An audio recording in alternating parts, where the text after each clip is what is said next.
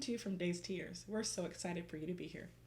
As you can see, we're back in the studio and we have two wonderful friends with us today. I'm here with Maggie, and she's going to introduce our special guest for today. So our very special star of the day is Miss Jen.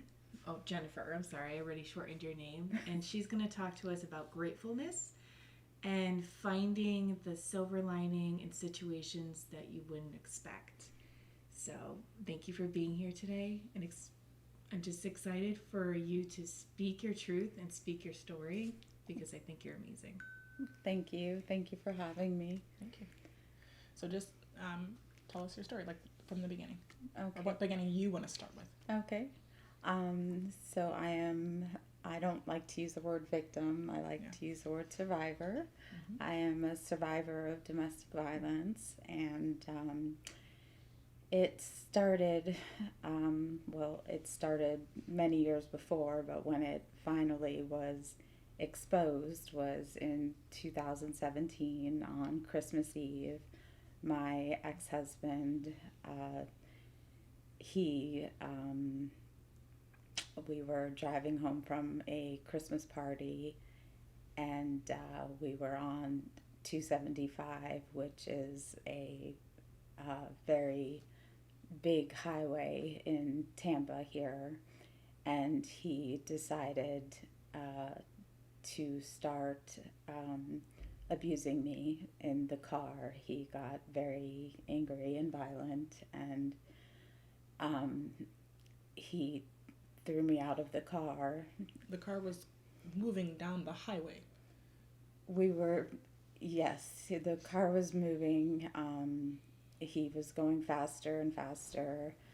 I did have my baby in the back seat, so I unbuckled my seatbelt and went into the back seat to try to cover her because I was convinced we were going to hit a tree or go off the road, and I thought I could somehow protect her or shield her. So while I was in the back seat, I had my phone and I did call 911. And luckily they answered, and I gave them the description of the car. I don't know if he knew I was on the phone with him or not, but I felt the car slowing down, and I told them he's going to pull over now, he's going to kill me now. And they kept asking me, what is he wearing? What does he look like? And I told them, it's irrelevant. He's pulling over now. He's going to kill me now. You need to save the baby. And I gave them the description of the car and the baby. And then the car was stopped at this point, and he came around the side and opened the back door, and he pulled me out, and I was able to take my cell phone and put it under the car seat. And he got me out of the car and continued to beat me. And there was a truck coming, and he looked at me and he said, "You're going to kill yourself tonight." And he threw me at the truck as it was coming, and I blacked out. And when I woke up, he was gone, and I was on the side of the road. And one thing I'm most grateful for is the truck. Not only did it not hit me, it either ran over me or swerved. Oh my God. But I'm so grateful that the people in the truck, they stopped and they went in reverse, and they came back, and there was a man in the driver's side and a woman in the passenger side, and she rolled down her window, and she said to me, because we were coming from a party, I had on a black cocktail dress, and all I had was the dress. I didn't have shoes, purse, phone, anything. And she said to me, if you didn't have blonde hair, nobody would have seen you. We would have run you straight over. Oh my God. And I told her what had happened, and I said, you know, do you have a phone? I need a phone. He's going to kill my daughter. He has my baby. I need my baby. And she handed me a phone, and I called 911. And I wish, I pray to God she somehow finds this or sees this, because I want to thank her so much for stopping, because a lot of people wouldn't stop. They would just keep going. Yeah. So many people would keep going, but they didn't. They stopped, and they helped me. And I called 911, and I told them what was going on. And the police showed up at the scene, and they had an ambulance there, and they wanted me to get in the ambulance. And I said, no, I need my daughter. I'm not going anywhere until I know my baby's okay. By now, he's probably crashed into a tree or ran off the road, or they could be dead, or I don't know where they are, but I can't go anywhere until I know my daughter's okay. And the officer looked at me, and he said, your daughter's alive. Yeah. And I said, how do you know?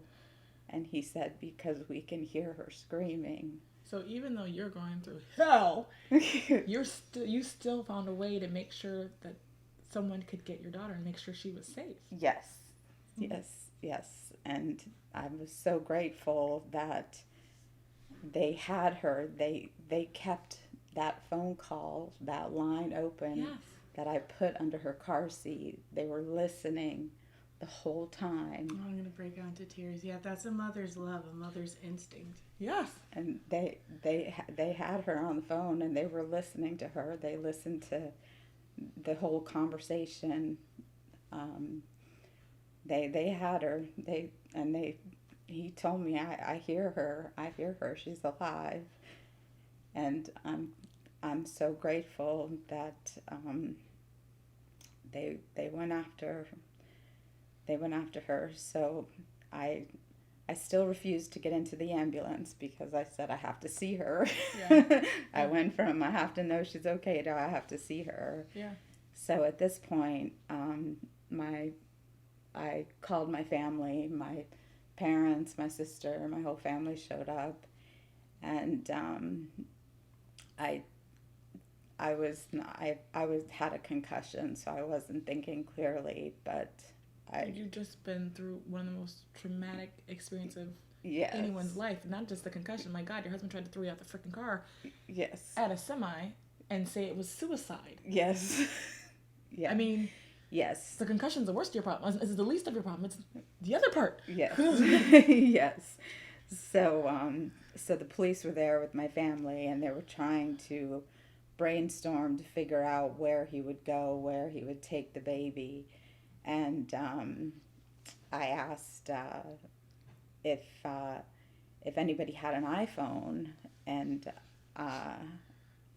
my dad had an iPhone, and I was just quickly installed the Find My iPhone app and put in his number, and I found his phone, and he was home. He was at our house, and so they said, we're gonna go get him. We're gonna go get him right now. We're gonna go get him and the baby.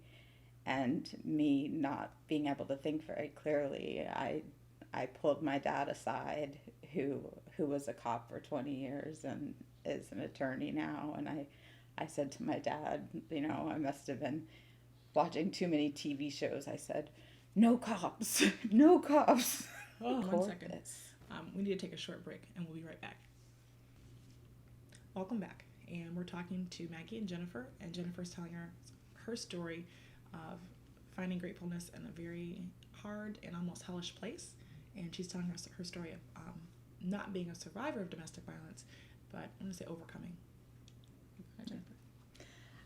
So at this point, we recognized that he was at the house with the baby, and he had called my father's phone, and my father called the cop over with the body cam to record it. Luckily, so my father was able to, being an ex-cop himself, was able to ask him all the appropriate questions. He said, what happened? We got in a fight. Why? She made me angry. Did you hit her? Yes, I hit her. With a closed fist. Yes, I'm sorry. I punched your effing daughter in the face, but she deserved it. So he got an admission on camera for the police. So the police then had, I guess, probable cause if they needed any more evidence. They already had the 911 call. They had 3 or 4 911 calls already, plus my statement. So my father pulled me aside and he said, I'll tell you what, I'll make you a deal. And my sister had pulled up at this time too. He said, if you go get in the ambulance and go to the hospital with your sister, me and your mom will go to the house and get the baby. And he told my ex-husband this too. He said, oh, you know how Jennifer is. She can get crazy. We understand. Couples fight. Just wait there with the baby. Just take care of the baby. And my wife and I will come and we'll bring Jennifer to you and we'll sit down as a family and we'll work this all out. I'm sure it's no big deal.